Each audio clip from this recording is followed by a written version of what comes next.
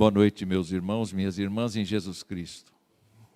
Que a graça do Senhor repouse sobre todos nós que estamos aqui, aqueles que estão nos assistindo pela transmissão, que Deus prospere o seu caminho, que Deus fortaleça a vida de todos. Eu queria convidá-los para abrir a sua Bíblia no Salmo 73. Salmo 73. Um salmo atribuído a Asaf. Quem é Asaf? De acordo com 2 Crônicas, ou melhor, 1 Crônicas, capítulo 25, Asaf é um auxiliar direto do rei Davi.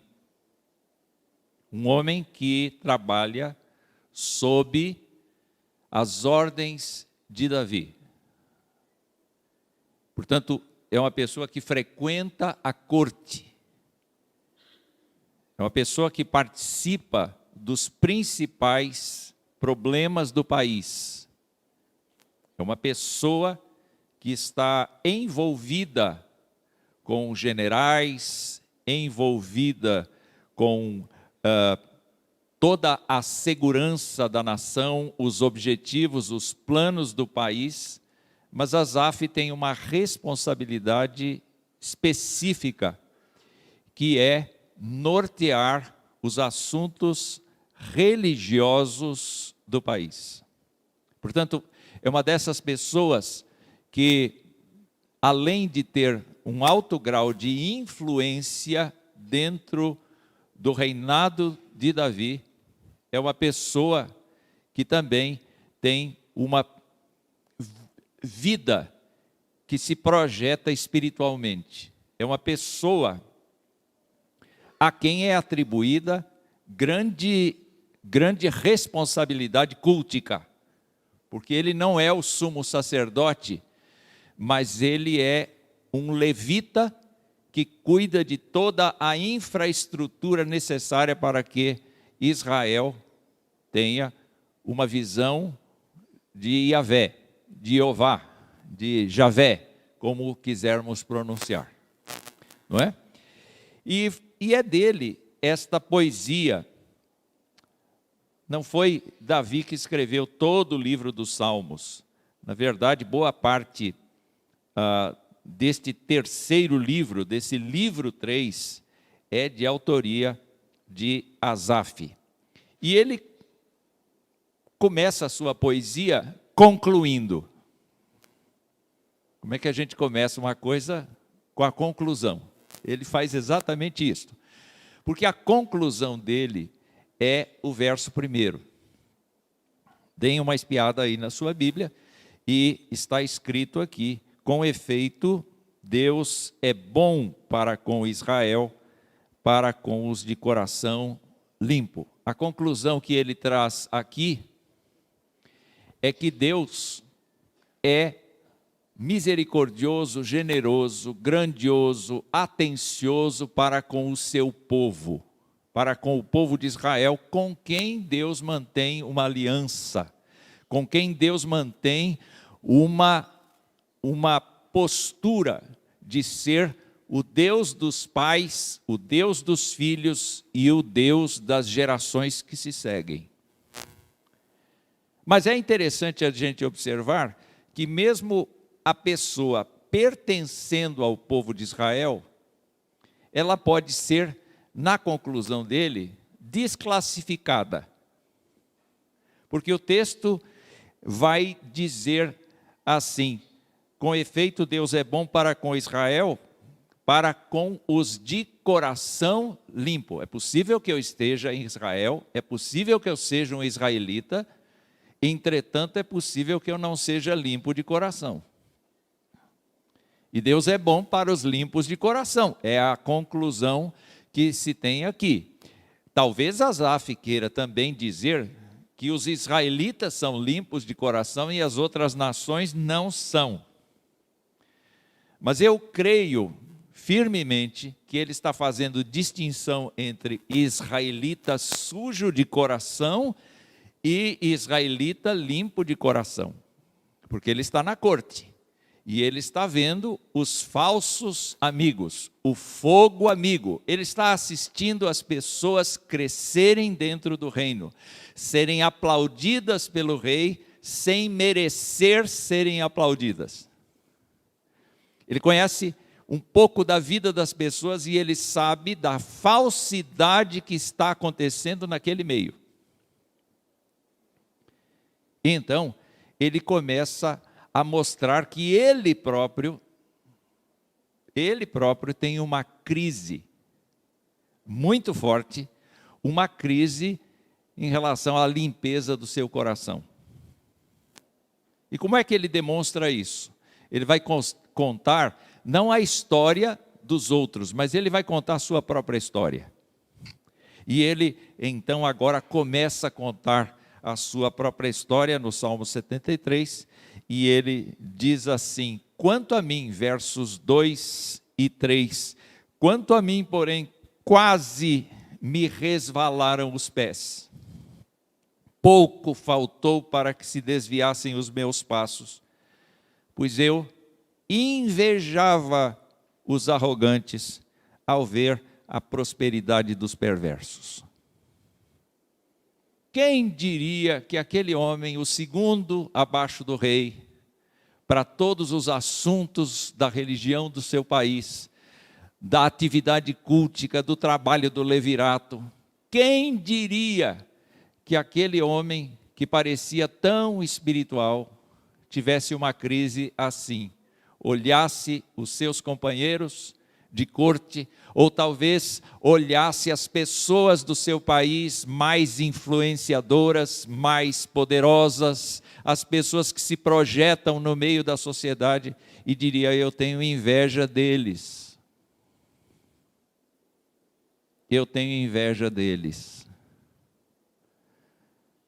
E ele vai explicar por que ele tem inveja. Ele vai explicar por que ele tem inveja nos versos seguintes. Ele olha para esta gente e ele diz que são seus pares, né? Que são pessoas muito próximas dele. Ele olha para os seus pares e ele diz nos versos 4 e 5, para eles não há preocupações, o seu corpo é sadio e nédio, não partilham das canseiras dos mortais, nem são afligidos como os outros homens. Parece que essa gente tem uma saúde de ferro. Essa gente não se perturba com o que dizem a respeito deles. Essas pessoas não têm problema nenhum de mentir, de trair, de roubar. E não tem ataque de coração, não tem arritmia, não tem pressão alta, não tem nada disso. Vivem e fazem o que querem fazer e estão sempre bem vestidos, bem colocados. E são pessoas que parecem ser absolutamente protegidas por uma cúpula de vidro.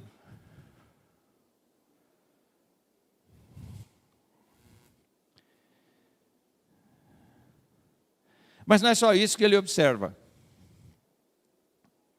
Quando ele inveja esses arrogantes, para eles não tem preocupações. Qual seria a preocupação de Asaf? Asaf tinha a preocupação de levar a fé dos crentes em ordem. Asaf tinha a preocupação de que os cultos fossem cultos solenes, fossem cultos abençoadores. Asaf tinha a preocupação de andar honestamente diante de Davi, diante de Deus. Imaginem um homem que é usado pelo Espírito Santo para escrever poesias. Como é que é o caráter deste homem? Como é que Deus ofusca a sua forma de agir? Como é que Deus interfere na sua forma de ser? E ele olha para o lado e ele vê pessoas que aparentemente são felizes, riem das coisas mínimas, das coisas vergonhosas. São pessoas que estão completamente soltas no mundo, dá a impressão que Deus não dá importância para elas, e na verdade a gente sabe que Deus não dá importância para elas mesmo. Porque quando Paulo escreveu o primeiro capítulo de Romanos, ele disse que a disposição do coração das pessoas de adorar e servir a criatura fizeram com que Deus as entregasse a si mesmas. Elas estão sem Deus no mundo. Quando você olha para pessoas que não têm o temor de Deus nos seus corações, a menos que elas sejam atraídas pelo Espírito Santo para a conversão, elas estão absolutamente soltas, sem Deus no mundo. Embora pronunciem o nome de Deus, embora façam longas orações, embora façam grandes sacrifícios, elas estão sem ninguém, sem esperança. Mas nesta hora, o salmista não alimenta este sentimento de que elas estão soltas, entregues a si mesmo. O salmista tem inveja delas. Por que é que eu faço a mesma coisa que o fulano de tal lá na empresa e eu ganho 3/4 do que ele ganha? Por que é que o meu vizinho consegue fazer isso, trocar de carro a cada 2 anos e eu estou com o meu há 11? Por que que as pessoas não têm dinheiro sequer para comer pão, mas viajam, e eu não consigo viajar? Tudo isso é sintoma de inveja. Tudo isso é sintoma de inveja.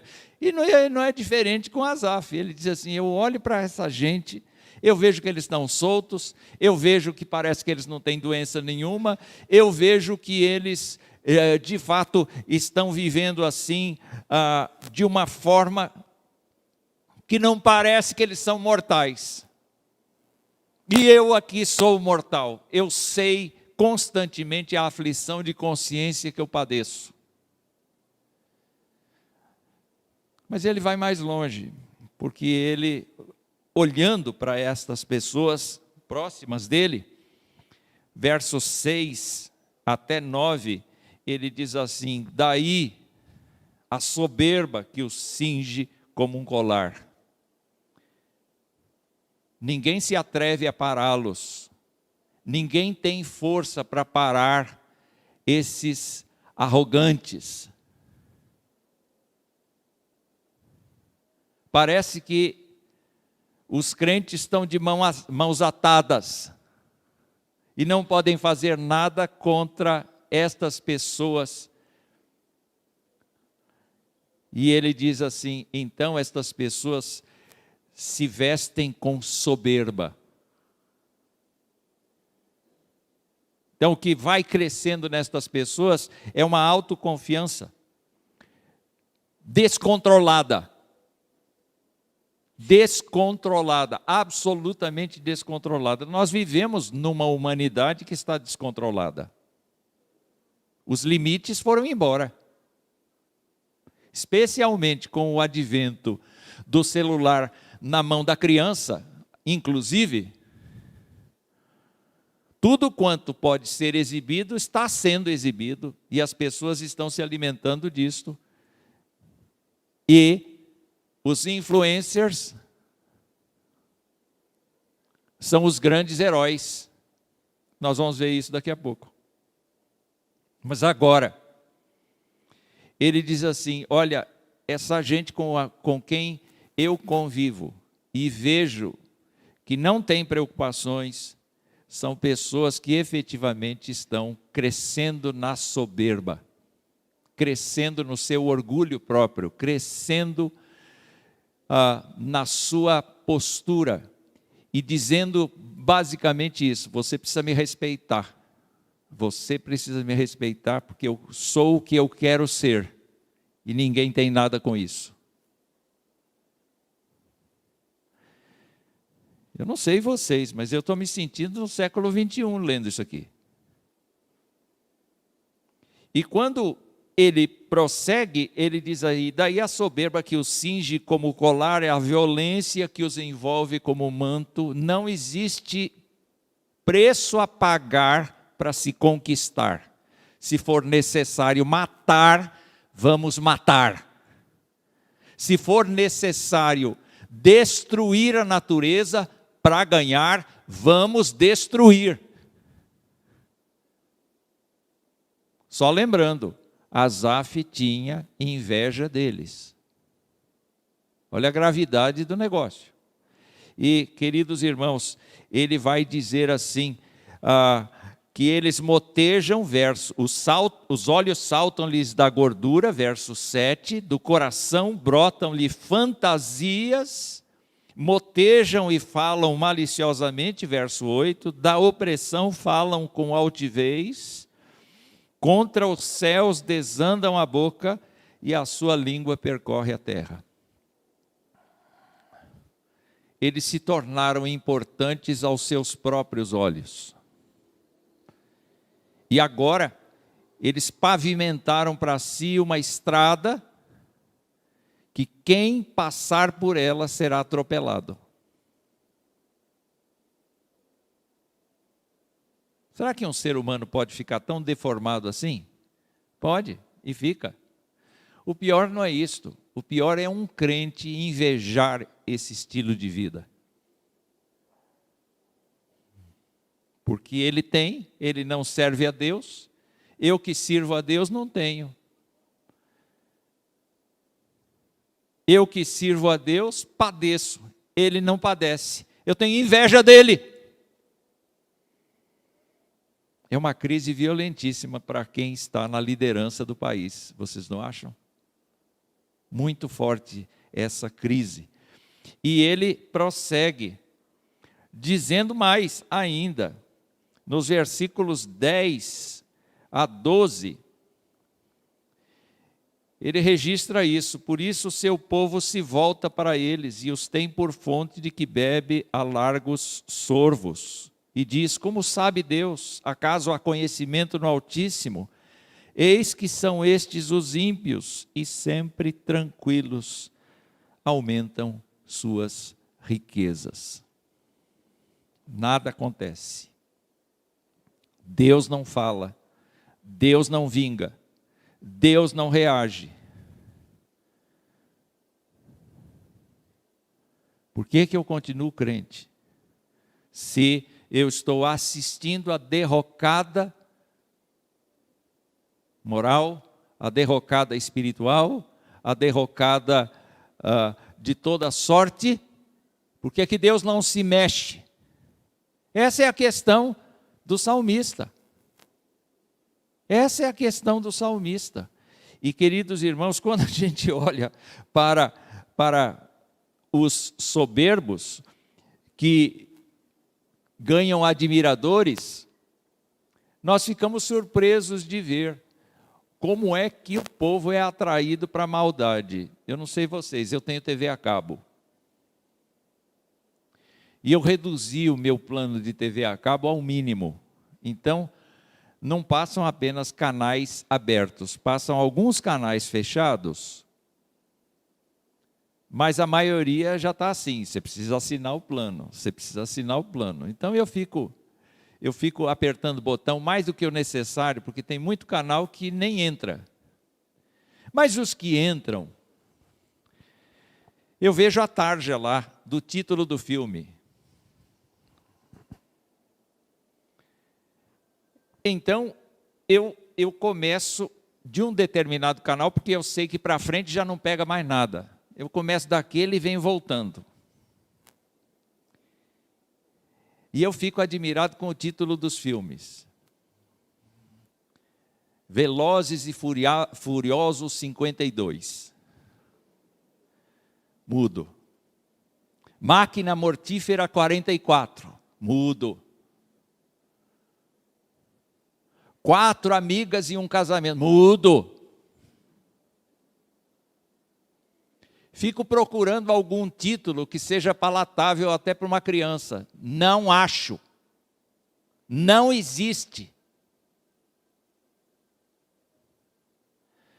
Então eu decido fazer o que a minha esposa não gosta.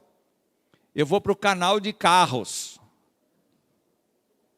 que é só mecânico falando, que trocou a buzina, que mexeu com o para-choque, com o para-lama. Pelo menos isso é amoral. Não é nem imoral, nem moral, mas aí chega lá, corridas proibidas.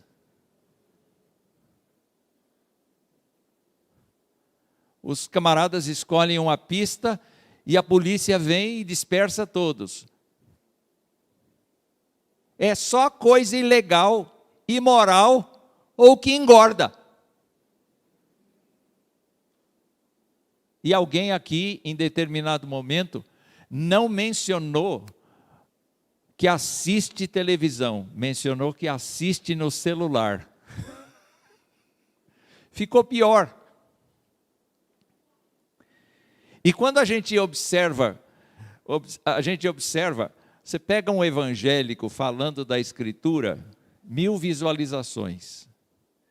Você pega um influencer, 2 milhões de visualizações. E se você fizer um levantamento, tem crente lá no meio, assistindo aquilo lá. O Asaf olhava para isso e dizia, eu invejo. Esta foi a crise que ele teve. Mas o Senhor é bom, porque o local de trabalho de Asaf, era onde? Era na corte e ao mesmo tempo era no templo. Templo, corte, corte, templo. Era assim que funcionava. E ele, então, talvez enquanto fosse, eu estou até imaginando isso, talvez caminhando para o templo, ele deve ter pensado assim, versos 13 em diante, inutilmente conservei puro o coração, lavei as mãos na inocência, sou afligido, a cada manhã castigado. Olha o que eu ganho por ser crente. Deus me corrige, Deus puxa minha orelha, Deus acusa minha consciência. Deus me mostra quão nefasto é viver longe dEle. E eu olho para as pessoas, nada acontece com as pessoas. Elas estão bem, o povo gosta delas. É uma maravilha para eles. Ai, que inveja. Eu compus uma canção, ninguém canta. Mas a modinha do outro, todo mundo canta. Eu estou brincando com isso, mas é tão sério. Deus não deixa o crente em paz. Viu? Você deve saber disso. Hoje de manhã a gente pensou em Deus como uma sombra ao nosso lado. E eu quero dizer para você que Deus não descansa com você e comigo, que tememos a Ele. Ele vai apertar o nosso pé, Ele vai apertar o nosso calo, Ele vai nos acusar, Ele vai trazer à luz aquilo que o ofende. Todo tempo Deus não descansa. A própria confissão de fé admite que um crente pode cair da sua espiritualidade, mas não da graça divina. E a confissão de fé acaba dizendo que o crente vai sofrer muito, por conta de esquecer que ele pertence a Deus, Deus é dono dele. E Deus vai disciplinar, vai disciplinar, vai disciplinar. É por isso que ele diz aqui, eu sou cada manhã castigado, eu sou continuamente afligido. E ele disse assim, eu não me abri com ninguém a respeito disso. Na verdade, ele se abriu com todos nós, né? Inclusive a igreja aqui está sabendo o que aconteceu no coração de Asaf. Mas naquele momento, ele diz assim, se eu pensar em falar tais palavras, já aí teria traído a geração de teus filhos. Imagina se eu vou falar com Davi que eu estou com inveja dos ímpios. Imagina se eu vou falar com o pastor da minha igreja que eu estou com inveja dos ímpios, dos meus vizinhos que prosperam e eu não. Imagine se eu for falar com os presbíteros da igreja e contar essas coisas para eles, o que eles vão pensar de mim?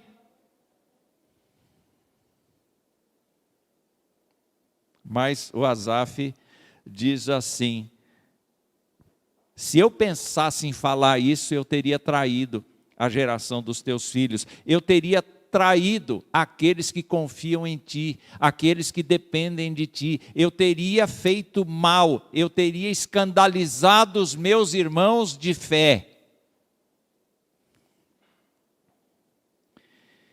E ele disse: em só refletir para compreender isso, achei muito pesada a tarefa para mim. Senhor, eu não entendo por que é que eu estou sendo provado. Eu não entendo por que o Senhor não permite que eu cresça como os outros que eu vejo crescerem, crescem. O que o Senhor tem em mente? Eu não entendo. Isso é demais para mim. É demais. É pesado demais. É aflitivo demais.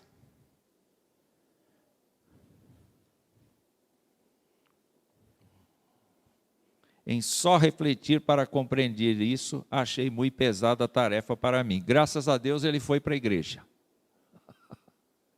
Ele chegou lá no santuário. E provavelmente ele falou com Deus a respeito disso. Senhor, olha aí o que está acontecendo. Que situação ridícula é essa? Eu sou afligido todos os dias, eu sou castigado todos os dias, e nada acontece com esse povo aí, doido, que faz o que bem entende, e parece que para eles não há consequência nenhuma.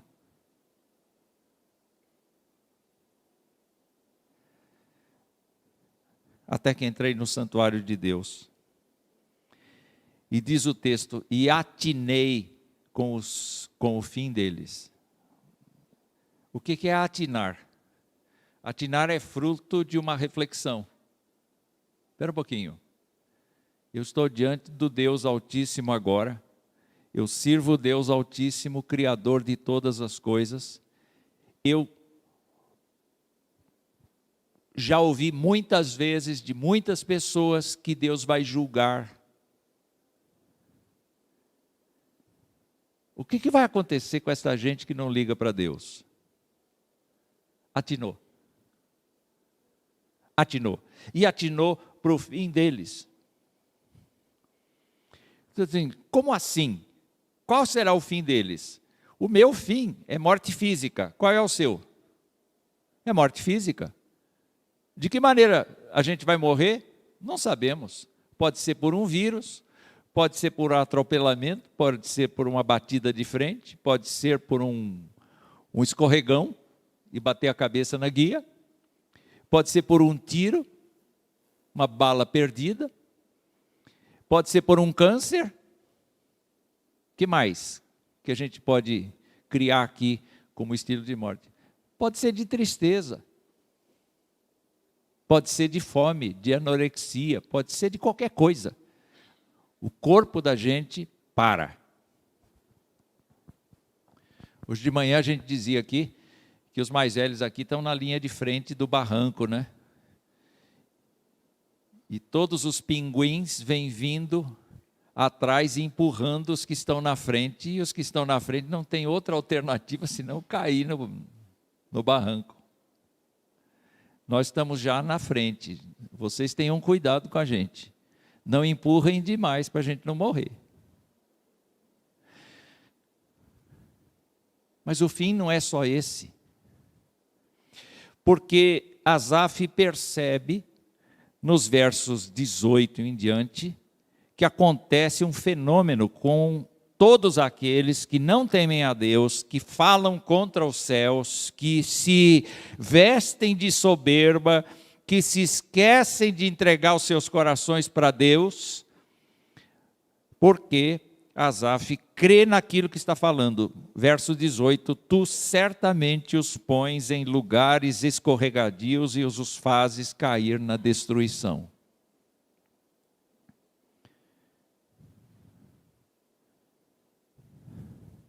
Jesus Cristo disse o quê? Quem crê em mim tem a vida eterna. João, quando falou lá nas suas cartas, ele dizia, o testemunho é este, que, como é que ele falou? Ele dizia, o testemunho é este, que Deus nos deu a vida, e esta vida está no seu Filho.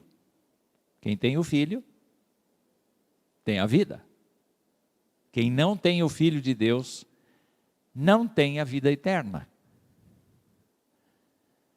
Então, Asaf, ainda que não soubesse dessa declaração de João, não tinha como saber, ele sabe que estas pessoas terão um fim de destruição.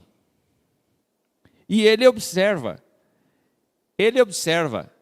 provavelmente ele já tenha visto algum deles cair, algum deles apanhado em contradição, algum deles punido pelo rei. Provavelmente ele tenha visto alguém assim, e ele diz assim, como ficam de súbito assolados, totalmente aniquilados de terror. Uma palavra muito comum hoje na mídia, desespero. As pessoas estão desesperadas. O partido está desesperado. Você já não ouviu isso? Na mídia se fala isso. E aqui então, como ficam de súbito assolados, totalmente aniquilados de terror. Eles tratam de armar um circo, e outra palavra comum, com uma narrativa que engoda, uma narrativa mentirosa. E eu não estou falando de esquerda e de direita, eu estou falando de pessoas com Deus e pessoas sem Deus. Pessoas sem Deus fazem isto. O crente não pode ter inveja dessa gente. Então, ele diz assim, como sonho, quando se acorda, assim, ó Senhor, ao despertares, desprezarás a imagem deles. Tem um momento de Deus. Deus tem o seu momento de tratar com as pessoas que o rejeitam. Mas provavelmente a alusão aqui seja daquele dia.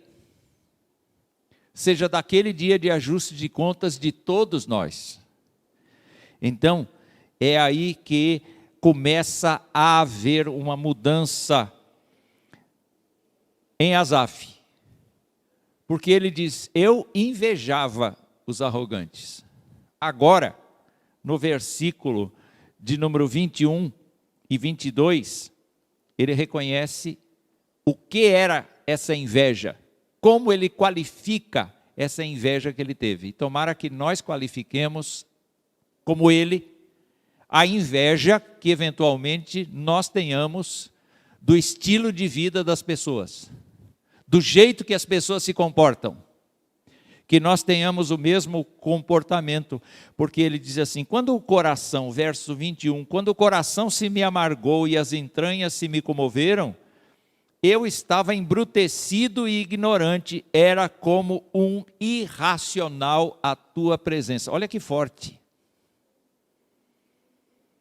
Senhor, quando eu comecei a ter inveja das pessoas que me cercam e que não têm o teu temor, eu era um irracional. Eu era um ignorante. Eu era uma pessoa embrutecida. Dá para perceber nesta linguagem dele, o que significa a gente ter inveja daqueles que não têm o temor de Deus? Pessoas crentes que teriam o Espírito Santo para orientá-las, que teriam a palavra de Deus para guiá-las, se tornam embrutecidas, se tornam ignorantes, se tornam irracionais diante de Deus. É o momento da fraqueza. Mas graças a Deus que esse não é o momento da fraqueza de Asaf, esse é o momento de reconhecimento do seu pecado. Dizer para Deus assim: Senhor, me perdoa, o dirigente do culto mandou eu confessar pecados, Senhor, eu sou pecador. E pecador, a gente já está tão acostumado com essa palavra que nem nos ofende. Mas diga assim: Senhor, eu sou como um irracional na tua presença. A minha vida é uma vida embrutecida. A minha vida é uma vida de ignorância. A minha vida é nada diante da tua majestade. Eu sou poeira, indigno do teu carinho, da tua misericórdia. Aí fica forte. Não fica? A gente se choca. Porque a gente acaba afirmando para Deus que a gente só presta porque Ele nos salvou. Porque de resto, nós não prestaríamos, nós seríamos condenados.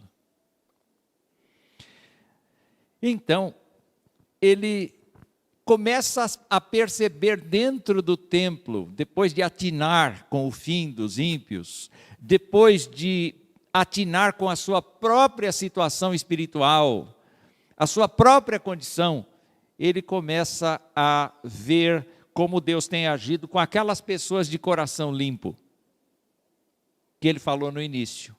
E o que ele diz? Versos 23 e 24, ele diz: todavia, estou sempre contigo, tu me seguras pela minha mão direita, tu me guias com o teu conselho e depois me recebes na glória.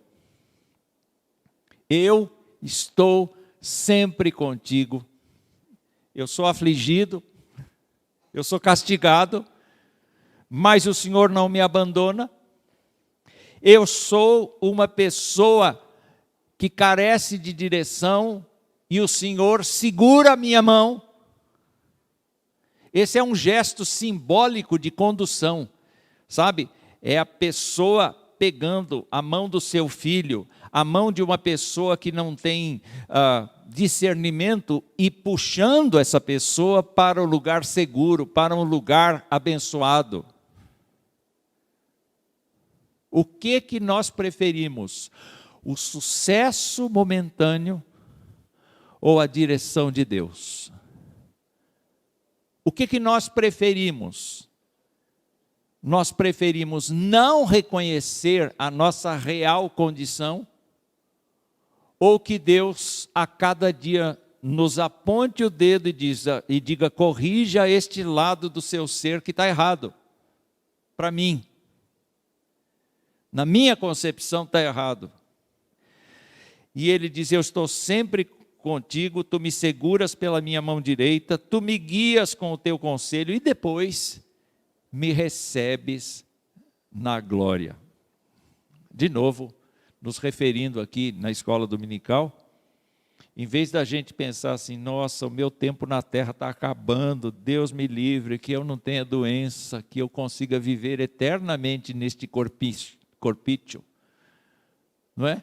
A gente poderia pensar diferente: está chegando o dia de eu me encontrar face a face com o meu Senhor. Que dia glorioso vai ser, que dia bonito. Os meus problemas aqui terão acabado. E Deus vai enxugar dos meus olhos toda lágrima. Eu estou ansioso por aquele dia. E eu não estou falando de suicídio, não. Eu estou falando da segurança do crente, porque Deus recebe as pessoas. Jesus Cristo contou uma história acerca do Lázaro, muito doente, e do rico. E ele diz que quando Lázaro fechou os olhos, os anjos o acolheram e o levaram para o seio de Abraão. Eu creio nisso. Eu creio nisso. Se a gente fechar o olho agora, aqui, os salvos terão os anjos como espíritos ministradores para levarem a sua vida para o seio de Abraão. Você crê nisso? E aí ele vai chegando à conclusão no Salmo, dizendo: quem mais tenho eu no céu? Verso 25. Não há outro em quem eu me compraza na terra. Agora, eu não tenho prazer nos heróis da humanidade. Agora eu não tenho prazer nos ídolos da humanidade. Eu tenho prazer em ti, em ti, em ti. E ele diz: ainda que a minha carne e o meu coração desfaleçam, Deus é a fortaleza do meu coração e a minha herança para sempre. Não tenho mais inveja. Porque eu olho para essas pessoas e vejo coitadas delas. Hoje elas estão fazendo o que bem entendem, mas no dia em que Deus se levantar contra elas, não haverá nada que elas possam fazer. Nada. Mas o que acontecerá comigo? Ainda que eu seja triturado por ser crente, ainda que eu seja esmagado, ainda que eu seja desprezado, ainda que eu seja levado assim, de uma maneira considerado um homem fútil, uma mulher fútil, porque eu creio no Deus invisível, eu creio no Jesus Cristo, morto, crucificado, sepultado e assim por diante, e ressurreto, porque eu creio na presença do Espírito Santo, ainda que eu seja humilhado por acreditar em coisas que são reveladas nas Escrituras. Deus é a fortaleza do meu coração.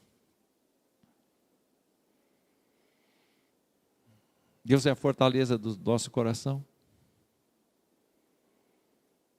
Nós estamos dispostos a pagar o preço de serem envergonhados publicamente porque nós cremos em Deus e cremos em Jesus. Deus é a fortaleza do meu coração e a minha herança para sempre. Então aí ele volta ao princípio do Salmo, porque o princípio do Salmo falou o quê?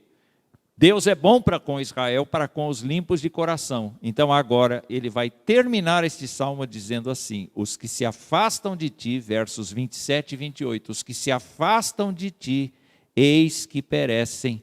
Tu destróis todos os que são infiéis para contigo. Quanto a mim, bom é estar junto a Deus.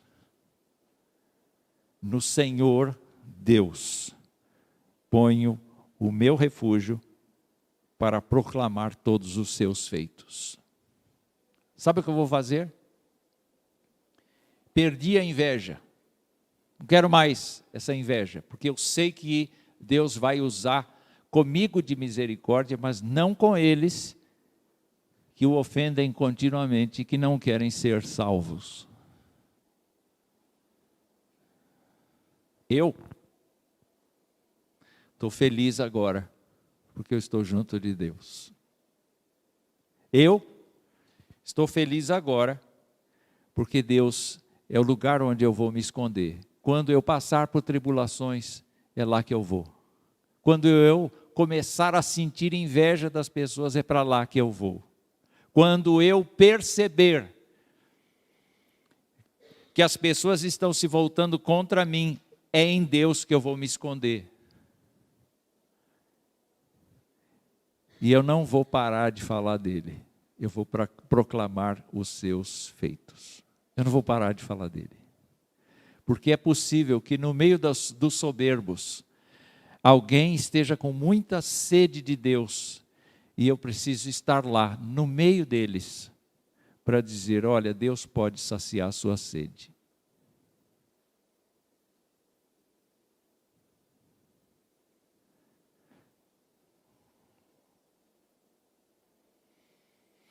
Com efeito, Deus é bom para com o seu povo, para com os limpos de coração. Que Deus te atinja, que Deus te abençoe. Que Deus nos dê forças para viver neste mundo, não aceitar os valores impostos pela humanidade, rejeitá-los completamente a favor de Deus. E que Ele nos encontre no seu templo e diga assim: vou mudar os teus conceitos, vou transformar a sua cabeça, vou fazer de você uma pessoa que creia no meu poder, porque eu vou ajustar contas com todos e você será preservado para a minha glória. Que Deus nos abençoe.